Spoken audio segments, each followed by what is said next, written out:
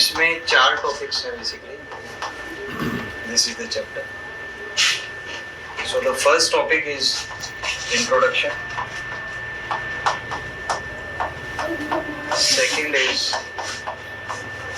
quantum theory of light.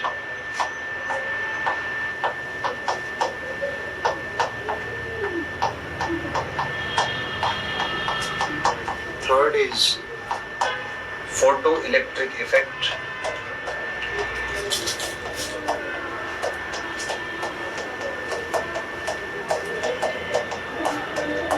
And fourth is matter waves.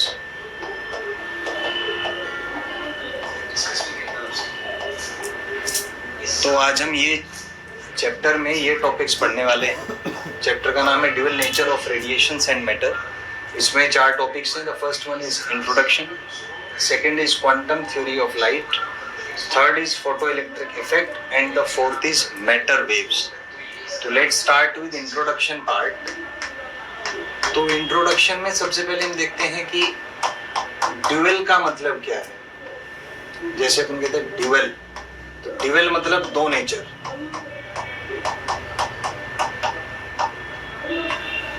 तो 2 nature का मतलब है कि डिफरेंट नेचर. तो इसको सबसे आसानी से तो आप स्वयं से ही रिलेट कर सकते हैं. जैसे हम पेरेंट्स के साथ हमारा नेचर कुछ और होता है, टीचर्स के साथ कुछ और होता है, कलीग्स के साथ कुछ और होता है, जब हम अकेले में हैं तो कुछ और होता है, जब सबके सामने हैं तो कुछ और होता है. तो meaning that we do have different nature. हमारा नेचर डिफरेंट होता है, जहाँ से नाम आए ड्यूअल नेचर. ये तो हमारे विषय में है कि ह्यूमंस के नेचर के विषय में कि ह्यूमंस नेचर डिफरेंट होता है डिफरेंट सर्कमस्टेंसेस में. ऐसे ही ये जो चैप्टर है इसकी जो शुरुआत हुई ड्यूअल नेचर की, वो लाइट के नेचर से स्टार्ट हुई थी. तो लाइट जो है इसका नेचर काफी कंट्रोवर्शियल रहा है. स्टार्टिंग में लाइट को माना जाता था कि light has a particle nature या कॉर्पस्कुलर नेचर इसको बोला जाता था. कि लाइट जो है वो छोटे छोटे पार्टिकल से मिलकर बनी है, क्योंकि कुछ एक्सपेरिमेंट्स ऐसे हुए जिसमें लाइट ने अपना पार्टिकल नेचर शो किया, जैसे रिफ्लेक्शन और रिफ्रैक्शन. तो किसी बॉल को अगर आप किसी सरफेस पे इंसिडेंट करते हैं और अगर सरफेस स्मूथ है तो जो एंगल ऑफ इंक्लिनेशन आपका है, जिस एंगल पे आपने इंसिडेंस किया उसी एंगल पे बॉल रिफ्लेक्ट होगी. तो लाइट ने वहाँ पे पार्टिकल नेचर अपना शो किया. It behaved as a particle, जिसको फिर नाम दे दिया गया इसको कॉर्पस्कुलर नेचर. वहीं पे कुछ एक्सपेरिमेंट्स ऐसे थे जिसमें लाइट ने बिहेव किया एज अ वेव, जिसको बोला गया वेव नेचर. कि light behaved as a wave, तो वहां से नाम आया वेव नेचर का. तो लाइट का जो वेव नेचर है इसकी जो थ्योरी है वो क्रिश्चियन हाइजन ने दी थी सबसे पहले. लेकिन जो कॉर्पस्कुलर थ्योरी था या जो पार्टिकल नेचर था वो न्यूटन ने उसको प्रपोज किया था. तो न्यूटन की अथॉरिटी की वजह से वेव नेचर जो है लाइट का वो माना नहीं किसी ने. तो नोबडी बिलीव्ड क्रिश्चियन हाइजन.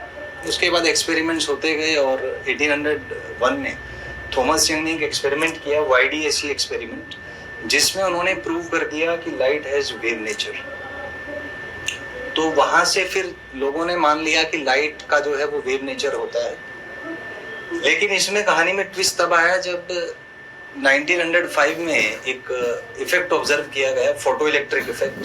तो लाइट को अगर एक वेव मान लें तो लाइट का जो वेव नेचर है वो फोटो इलेक्ट्रिक इफेक्ट को एक्सप्लेन नहीं कर पाए, जिसकी वजह से लाइट को उसका जो एक्सप्लेनेशन है वो एल्बर्ट आइंस्टाइन ने दिया. अपनी क्वांटम थ्योरी ऑफ लाइट उन्होंने दिया, जिसमें उन्होंने माना कि light is made up of particles.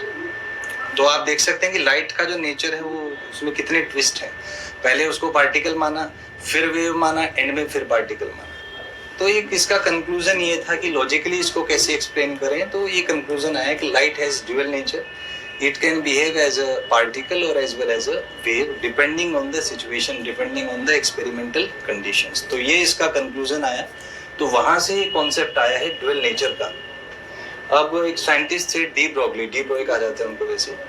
तो उन्होंने कहा कि जब रेडिएशंस में ड्यूअलिटी हो सकती है, रेडिएशंस का नेचर वो पार्टिकल नेचर भी हो सकता है और वेव नेचर भी हो सकता है, तो मैटर का नेचर ऐसा क्यों नहीं हो सकता.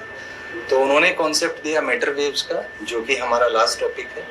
तो इसका इंट्रोडक्शन यही है कि रेडिएशन और मैटर या वेव और पार्टिकल आप कह सकते हैं कि ये इनका नेचर कभी एज अ पार्टिकल होता है, कभी एज अ वेव होता है। तो they do have dual nature, they can behave as a wave और as well as a particle. तो ये चैप्टर इसी विषय में है कि ड्यूअल नेचर क्या था, उसके फिर एक्सपेरिमेंट्स वगैरह क्या हुए और उनके क्या रिजल्ट्स आए, फिर फोटो इलेक्ट्रिक इफेक्ट इसमें हम एक्सप्लेन करेंगे। तो कुल मिला के यही हम इस चैप्टर में पढ़ने वाले हैं। तो आइए नेक्स्ट इसमें बात करेंगे हम क्वांटम थ्योरी ऑफ लाइट के बारे में, जो कि सेकंड टॉपिक है।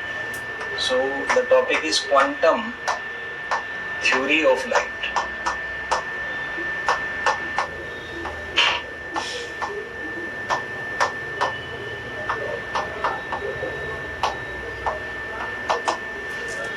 Quantum theory of light Albert Einstein ने प्रपोज किया था to explain photo electric effect.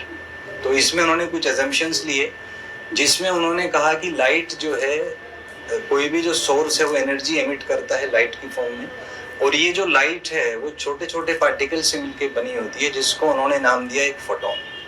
तो इस थ्योरी में उनकी कुछ फोटोन की प्रॉपर्टीज हम डिस्कस करेंगे, जैसे फोटोन का रेस्ट मास 0 होता है, उनका एनर्जी फ्रीक्वेंसी के प्रोपोर्शनल होता है, चार्जलेस होते हैं, इलेक्ट्रिक और मैग्नेटिक फील्ड में डिफ्लेक्ट नहीं होते, प्रेशर एक्सर्ट करते हैं, फोर्स एक्सर्ट करते हैं। तो ये सारी प्रॉपर्टीज हम इस थ्योरी में पढ़ेंगे। तो क्वांटम थ्योरी ऑफ लाइट के जो पोस्टुलेट्स हैं वो ये थे कि first option that light is made up of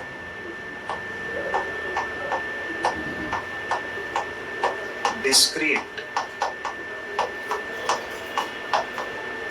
particles या पैकेट्स, आप कह सकते हैं पैकेट्स ऑफ एनर्जी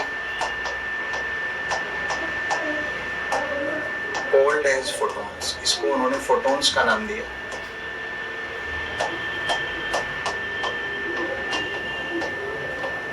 सेकंड जो प्रॉपर्टी थी वो थी कि rest mass of photon is 0। ये कुछ प्रॉपर्टीज उन्होंने बताई थी, जिसमें था कि फोटोन का जो रेस्ट मास है वो 0 होता है। Third is photons are chargeless और neutral, so they are not affected, they are not you can say that deflected by electric and magnetic fields.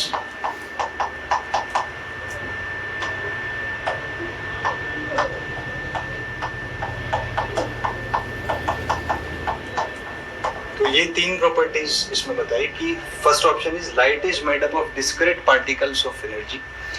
तो एल्बर्ट आइंस्टाइन ने कहा कि अगर हम विजुअलाइज करें कि लाइट जो है वो छोटे छोटे पार्टिकल से मिलकर बनी होती है, जिस पार्टिकल का उन्होंने नाम दिया फोटोन। फिर सेकंड पोस्टुलेट था कि फोटोन का जो रेस्ट मास है वो 0 होता है। It was the postulate of this theory.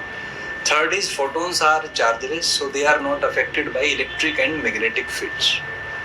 Fourth जो उन्होंने बोला वो उन्होंने कहा कि मान लीजिए कोई फोटोन है और इसका फ्रीक्वेंसी है न्यू, तो इस पोस्टुलेट के अकॉर्डिंग इस फोटोन का जो एनर्जी है वो फ्रीक्वेंसी के प्रोपोर्शनल होगा। मतलब जितना ज़्यादा फ्रीक्वेंसी होगा फोटोन का, उतना ज़्यादा उसका एनर्जी आएगा। तो जब आप ये प्रोपोर्शनलिटी कांस्टेंट हटाते हैं तो यहाँ पे एक कांस्टेंट आता है जिसको कहते हैं प्लैंक्स कांस्टेंट, और ये आ जाएगा E is equal to H into nu. यहाँ पर E जो है this is energy of photon,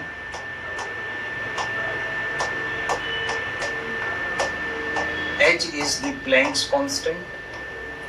H जो है यहाँ पे वो प्लैंक्स कांस्टेंट है, और जो न्यू है वो फ्रीक्वेंसी है। New is frequency of photon. तो हम कह सकते हैं कि जितना ज़्यादा फ्रीक्वेंसी होगा फोटोन का, उतना ज़्यादा ही उसका एनर्जी है। तो अगर हम एक ग्राफ ड्रॉ करें यहाँ पे E और फ्रीक्वेंसी के बीच में, तो ये एक स्ट्रेट लाइन ग्राफ होगा पासिंग थ्रू द ओरिजिन, और ये आप मान लीजिए कि एंगल थीटा है। तो यहाँ से E is equal to H into nu, तो टेन थीटा आपका आ जाएगा E बाई न्यू, और E क्योंकि h इंटू न्यू है तो h into nu by nu, तो यहाँ से आपका टेन थीटा जो है वो h के बराबर आ जाता है। और h क्योंकि कांस्टेंट है, so this is constant for all photons, तो सारे फोटॉन्स के लिए ये आपका कांस्टेंट है। मैं रिपीट करूंगा फिर से, मान लीजिए कोई फोटोन है जिसका फ्रीक्वेंसी न्यू है, तो इसका जो एनर्जी होगा वो फ्रीक्वेंसी के प्रोपोर्शनल होगा। जितना ज़्यादा फ्रीक्वेंसी उतना ज़्यादा एनर्जी। तो प्रोपोर्शनलिटी कांस्टेंट हटाएंगे तो एक कांस्टेंट आता है जिसको कहते हैं प्लैंक्स कांस्टेंट या h, और हम कह सकते हैं कि उस फोटोन का जो एनर्जी है that will be equal to h into nu. यहाँ पर ही एनर्जी ऑफ फोटोन है, h is the Planck's constant and nu is frequency of photon.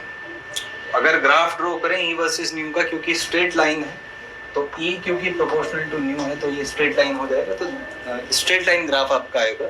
Angle मान लीजिए यहाँ से थीटा है, तो टेन थीटा को अपन लिख सकते हैं E बाई आर यहाँ से, क्योंकि परपेंडिकुलर अपॉन बेस के हिसाब से, और E क्योंकि h इंटू न्यू है तो ये h न्यू बाई न्यू, तो यहाँ से टेन थीटा आपका h आ जाएगा, which is a constant for all photons. तो ये अपन कह सकते हैं। इसी में थोड़ा सा आगे अपन बढ़ेंगे तो h का जो वैल्यू है, the value of h is 6.63 into 10 is to power minus 34 joule second, या यही होता है 4.14 into 10 is to power minus 15 electron volt पर सेकेंड। तो ये इसके दो वैल्यूज हैं, जूल सेकेंड में 6.63 into 10 is to power minus 34 और इलेक्ट्रॉन वोल्ट में 4.14 into 10 is to power minus 15 electron volt second. तो यहाँ पे अगर डायमेंशन की बात करें h की, तो E is equal to h into nu, क्योंकि ये कहीं एग्जाम में आ चुका है, तो h हो जाएगा आपका E डिवाइडेड बाई न्यू। तो जो डायमेंशन होगा h का वो आ जाएगा आपका dimension of E divided by dimension of new. E is energy, और हमें पता है कि एनर्जी का डायमेंशन होता है ml2 t माइनस 2 और फ्रीक्वेंसी का डायमेंशन होता है t माइनस 1। तो यहाँ से अगर आप h का डायमेंशन निकालें प्लैंक्स कांस्टेंट का, तो ये आ जाएगा m1l2 t, ये -1 ऊपर जाके +1 हो जाएगा, तो t रेज़ टू पावर -2 + 1। तो यहाँ से आपका h का डायमेंशन आ जाएगा m1l2 t -1। मैकेनिक्स में आपने पढ़ा होगा कि एंगुलर मोमेंटम जो है L से जिसको डिनोट करते हैं वो होता है आपका mvr। तो इसका जो डायमेंशन है वो भी हो जाएगा मास का m1, वेलोसिटी का L1 t -1 और r डिस्टेंस L1। तो एंगुलर मोमेंटम का जो डायमेंशन है, इसको मैं L' यहाँ बोल देता हूँ क्योंकि L मैंने लेंथ के लिए यूज कर लिया। So this will be m1 L2 t -1। यहाँ से L1 ये वाला और ये वाला, इसको अपन एक साथ ले आए तो L2 हो जाएगा। तो इसका डायमेंशन आ जाएगा m1 L2 t -1।